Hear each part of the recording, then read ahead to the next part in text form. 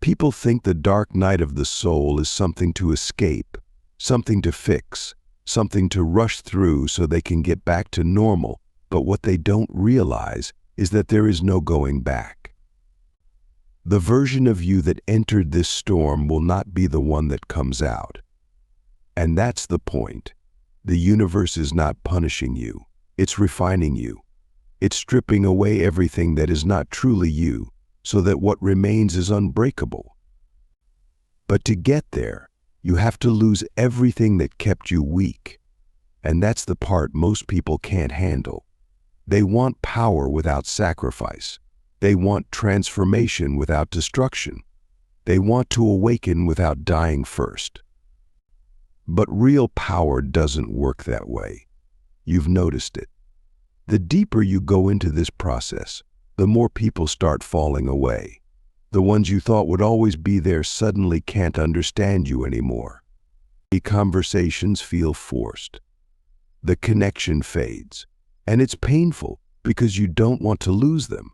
But what if I told you that you're not losing them, you're being removed from them? Because the frequency you're shifting into can't sustain connections built on the old version of you. The universe isn't just taking people away. It's protecting you from those who can't go where you're going.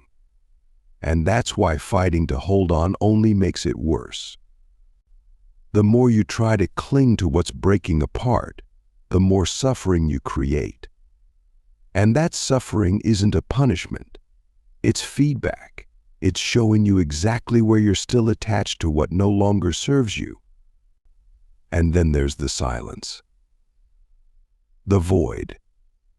The part of the dark night that no one warns you about. When everything has fallen away and there's nothing left to distract you from yourself. No old identities to hide behind. No external validation to cling to.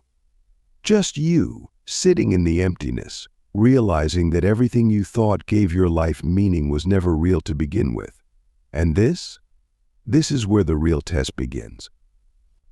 Because this is where most people break. This is where they run back to the illusion, desperate to fill the void with something, a new relationship, a new job, a new distraction. Anything to avoid facing the terrifying truth that there is nothing outside of them that can save them. Click subscribe to this channel to get more profound spiritual lesson. But the ones who make it through, they don't run. They sit in the emptiness. They let the silence consume them. They die to everything they thought they were. And then something impossible happens. They realize that the void wasn't empty at all. It was just clearing space for something greater. Because this is where your true power is born, not in the noise, not in the external, but in the silence, in the surrender, in the moment you stop fighting and let the universe remake you into something you never could have imagined. And that's why every chosen one must endure this, because you can't fake real power. You can't pretend to be unshakable. The universe will test you, break you, strip you down to nothing, because only those who have nothing to lose can truly be free. And the question is, are you ready to stop running, to stop resisting, and finally allow yourself to become who you were always meant to be? Most people think that once they survive the dark night of the soul, everything will just fall into place. They imagine that after all the pain, the destruction, the emptiness, they'll wake up one day and suddenly feel enlightened, powerful, untouchable. But that's not how it works. Surviving the dark night is only half of it. The real challenge comes after, when it's time to rebuild. And this is where most people fail. Because they don't realize that after everything has been stripped away, the universe is watching, waiting, asking one silent question: what will you create now? And this is where the trap lies. Because if you're not conscious, you'll start rebuilding the same life you just lost. You'll go back to the same habits, the same relationships, the same patterns, because they feel familiar, because they feel safe. But safe is not why you went through this.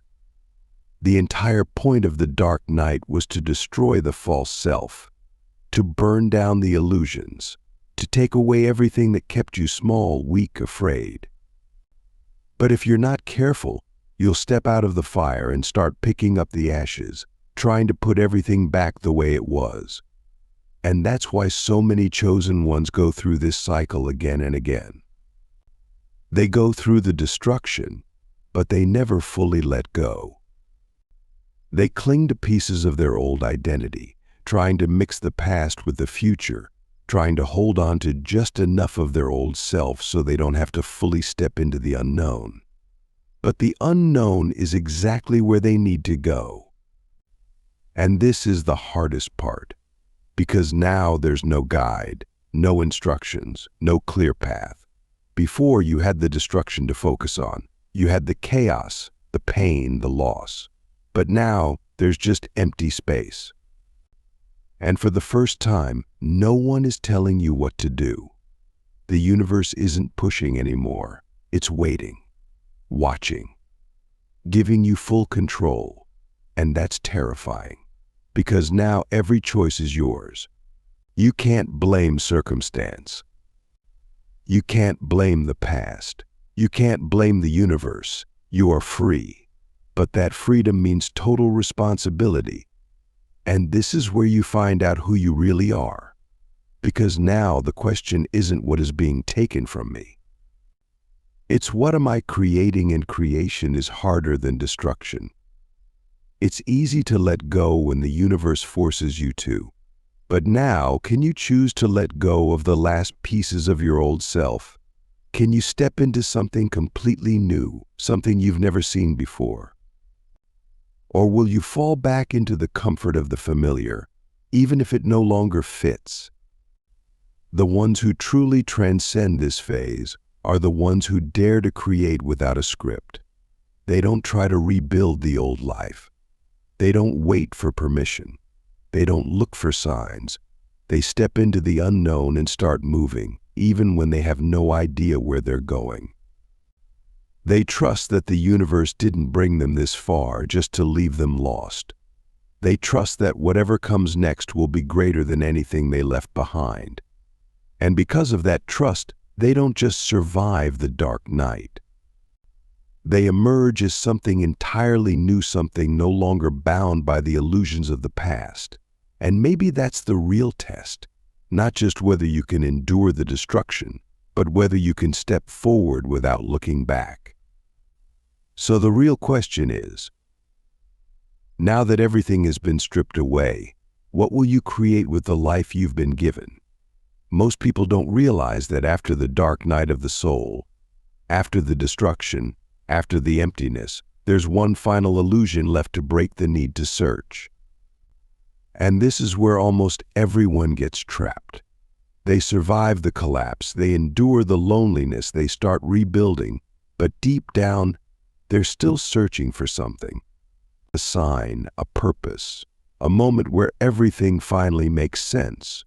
But they don't see that the very act of searching keeps them lost. Because to search for something is to declare that you don't already have it. And the universe mirrors that belief back to you again and again. That's why the ones who keep searching for meaning never find it. The ones who chase purpose never feel fulfilled. The ones who keep looking for signs never trust themselves enough to move without them. Because they haven't realized the truth yet, there is nothing to search for.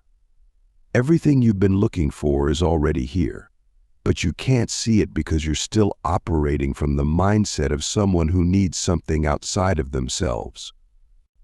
This is why people go through awakening after awakening but still feel stuck. They go deeper into spirituality, but nothing changes. They collect knowledge, read every book, listen to every teaching, but their life still feels like it's waiting for something. And the reason is simple: they're still trapped in the illusion of becoming. They think there's some final shift, some ultimate moment where they will finally arrive. But there is no arrival. There is no final version of you. There is only this moment, And either you are fully in it, or you're still waiting for something outside of it to give you permission to live. And that waiting keeps you in limbo. It keeps you disconnected from your own power, because as long as you believe that something is missing, you will never allow yourself to fully be what you already are. And this is where everything changes. Because the moment you stop searching, the moment you stop needing things to happen a certain way, the moment you stop waiting for signs, for validation, for clarity, that's when everything finds you. Not because you manifested it, not because you earned it, but because you finally stopped blocking it. The universe was never holding anything back from you. It was you holding it back from yourself by believing that it was somewhere outside of you. But when you stop searching, when you stop waiting, when you stop making your peace, your power, your purpose conditional on some future moment, suddenly, it's all just there. The right people appear. The right opportunities flow effortlessly. The clarity you were begging for becomes obvious. And not because anything changed, but because you finally stopped running from the truth that was always right in front of you. So the real question is, are you ready to stop searching and finally allow yourself to be everything you were always meant to be? Letting go isn't hard because you're attached to the past. It's hard because you're attached to who you were in that past. People think they struggle with releasing old relationships, old dreams, old versions of their life. But that's not the real battle. The real battle is releasing the version of themselves that existed in those moments. Because to fully let go, you have to accept that you are no longer that person. And that feels like death. Because in a way, it is. The ego clings to identity like it's oxygen. It fights for familiarity, even when that familiarity is suffering. That's why people stay in cycles they've outgrown. That's why people hold on to relationships that drain them. That's why people keep chasing a life that no longer fits. It's not because they don't see the truth, it's because stepping into the unknown means killing the version of themselves that was built around those things. And the mind fears that loss more than anything. This is why most people stay stuck. They hold on, not because they don't know better, but because they don't trust that what's ahead will be worth the version of themselves they have to leave behind. They want change without loss. They want transformation without sacrifice. They want to step into a new reality while keeping one foot in the old one. But that's not how evolution works. The universe doesn't give you a new life while you're still clinging to the old one. It waits. It watches. It gives you opportunity after opportunity to finally let go. And when you refuse, it forces your hand. That's why things collapse. That's why people walk away. That's why what once felt aligned suddenly feels unbearable. It's not life punishing you. It's life removing you from what you no longer have the courage to walk away from on your own. And when you finally do let go, when you finally stop resisting, something terrifying happens. Nothing. Silence. Emptiness. The vast, open space of the unknown.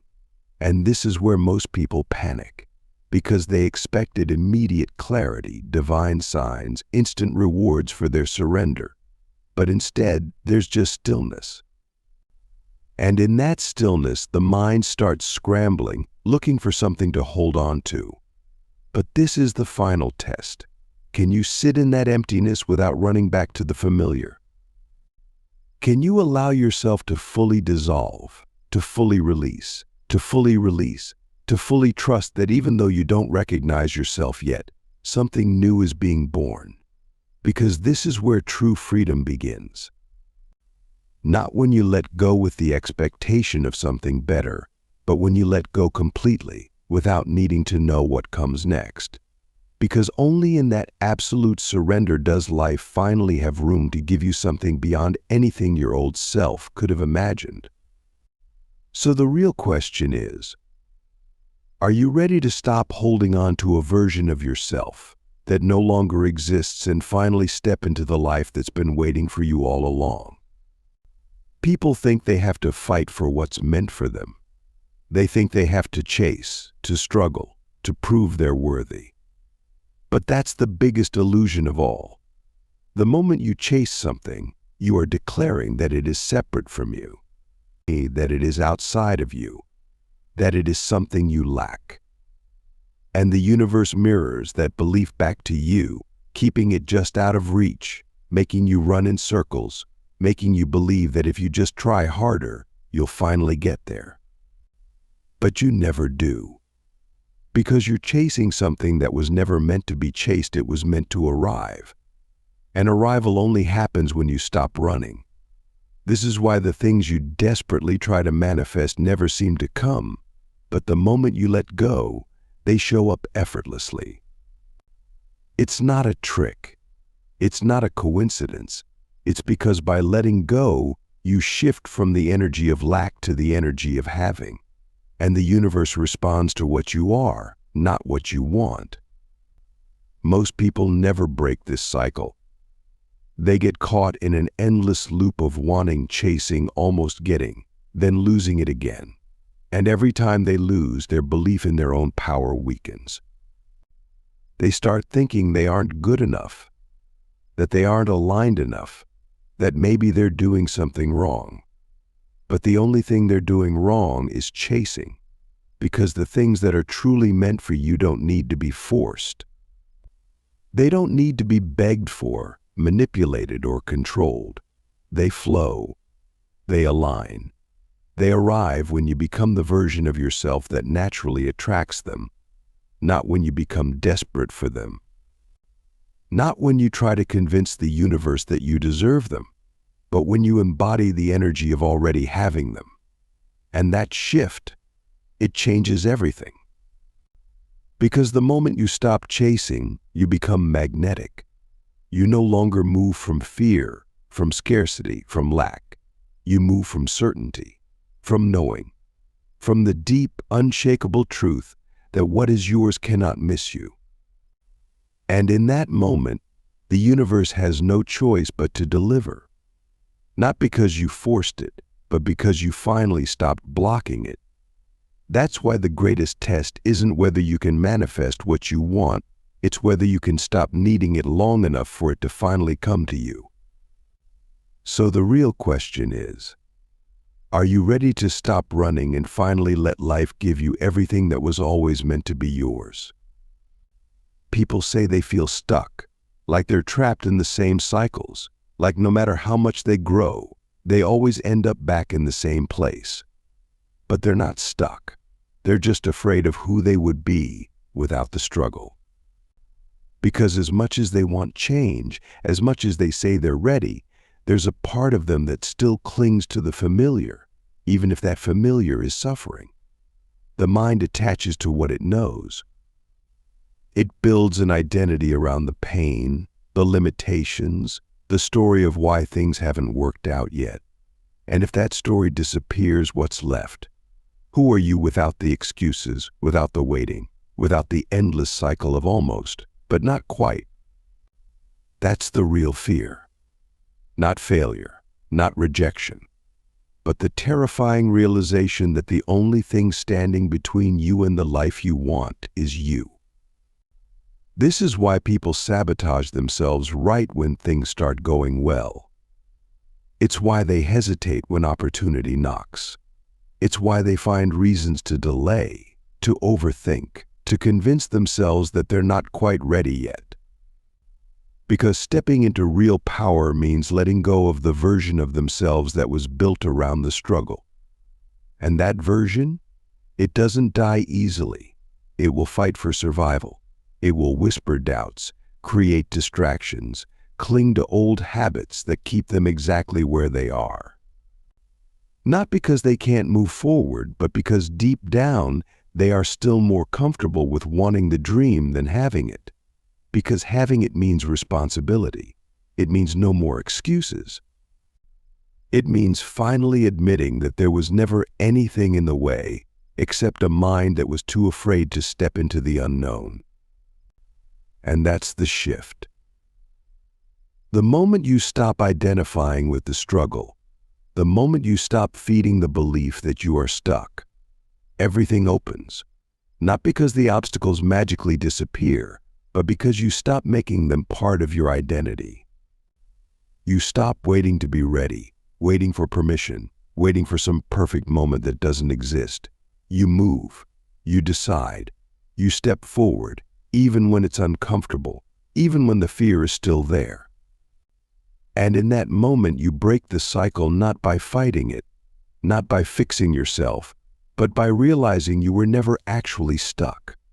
You were just holding on to a version of yourself that was never meant to survive the next level. So the real question is, are you finally ready to let go of the struggle and step into everything that's been waiting for you on the other side?